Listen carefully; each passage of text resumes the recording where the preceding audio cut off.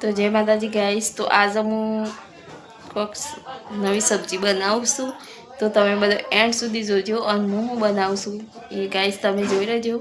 તો ચલો આજે સબ્જી બનાવું છું, તો ફૂલ વિડીયો બનાવું છું સુરણના શાકનો, તો તમે જોજો ગાઈસ। તો ગાઈસ હું બનાવું છું આજે સુરણનું શાક।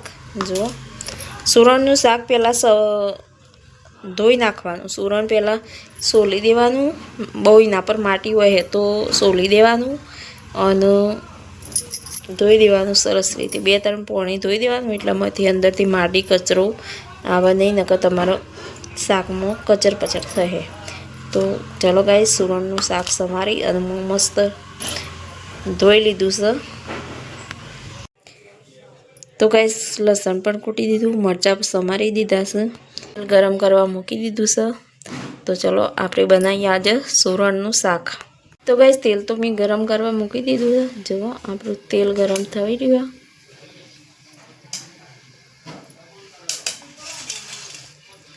તો ગાઈસ મોય નાખી દઈએ રઈ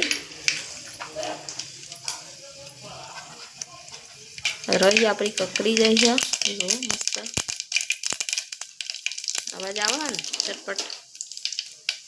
નાખ્યું જીરું, નાખ્યું લસણ નાખી દેવાનું, થોડું લસણ સંતરાય પછી મરચાં નાખી દેવાના ઉપર।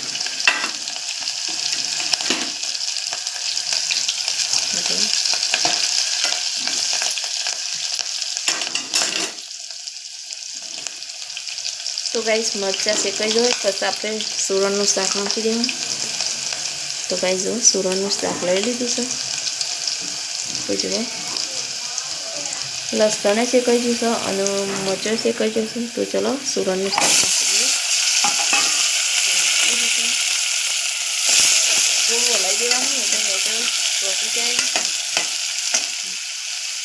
ચોટાને નાખી દેવાનું મરચું, જેવું તમારા સ્વાદ પ્રમાણે જેવું ખાતા હોય એવું નાખવાનું ગાઈસ। તો મરચું નાખ્યું, ધોણા જીરું પાવડર નાખ્યો, 1 ચમચી મરચું, 1 ચમચી ધોણા જીરું પાવડર, થોડી હળદર,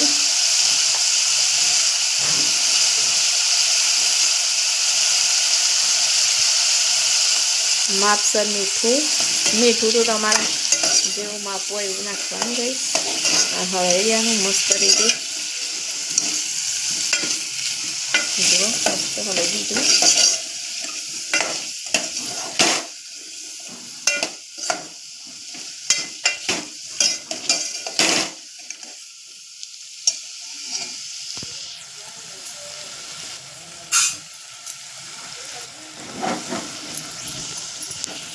તો ગાઈસ શાક તો હળવી દીધું, આમ આપણે સીબું ઢોકી દઈએ ઉપર। તો ગાઈસ ચલો થોડી વાર માટે સીબું ઢોકી દઈએ। તો ગાઈસ તમારે કોરું શાક બનાવવું હોય ને પાણી વેર્યા વગર તો કોરું પણ બનાવી શકો, અને રસાવાળું બનાવવું હોય ને તો થોડું પાણી વેરી શકો। તો રસાવાળું બનાવો તો એ મસ્ત ભાવે અને કોરું બનાવો તો એ મસ્ત ભાવે સુરણનું શાક। તો ચલો ગાઈસ આપણે થોડી વાર સિઝવા દઈએ પછી પાણી વેરી દઈએ। તો ગાઈસ સીબું લઈ લઈએ અને થોડું પાણી વેરી દઈએ। તો જુઓ તેલ આવું ઉપર તરતું થાય એટલે થોડું પાણી વેરી દેવાનું।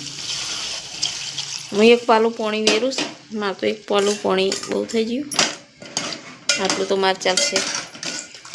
તો જેવું સુરણમાં હોય એવું પાણીનું માપસર વેરવાનું।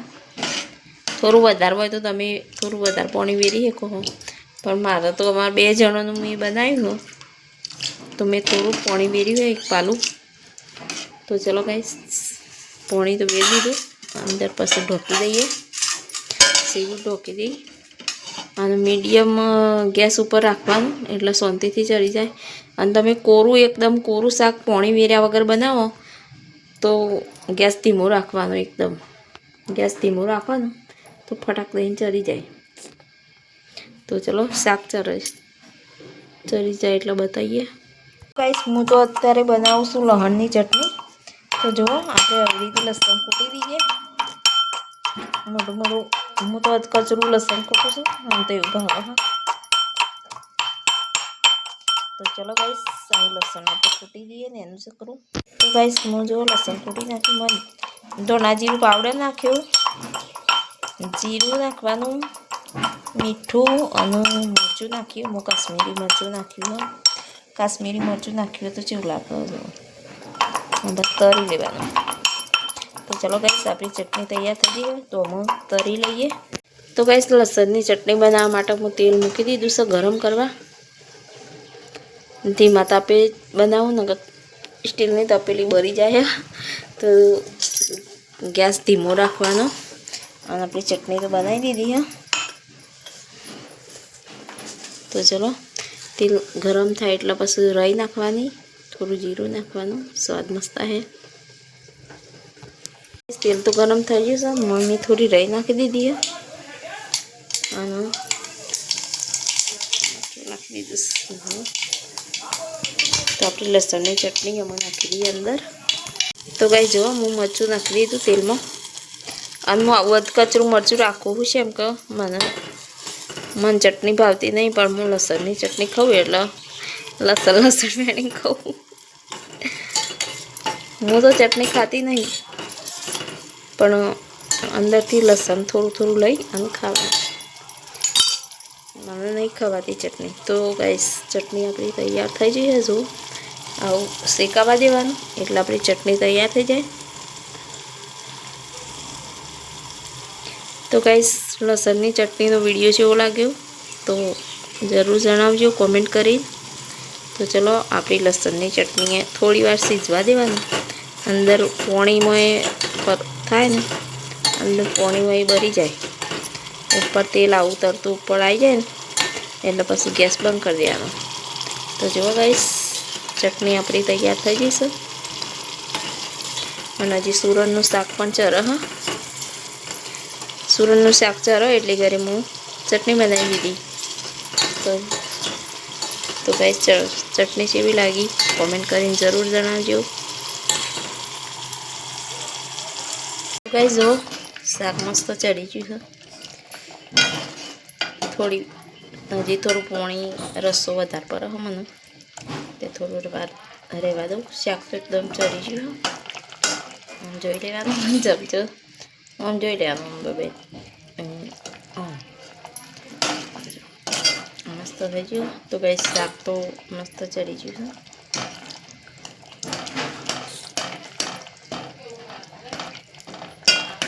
તો ગાઈસ શાક તો મસ્ત ચડી ગયું છે. અને ઉપર કોથમીર નાખી દેવાની. ગરમ મસાલો એમાં ઉપરથી જ નાખું છું.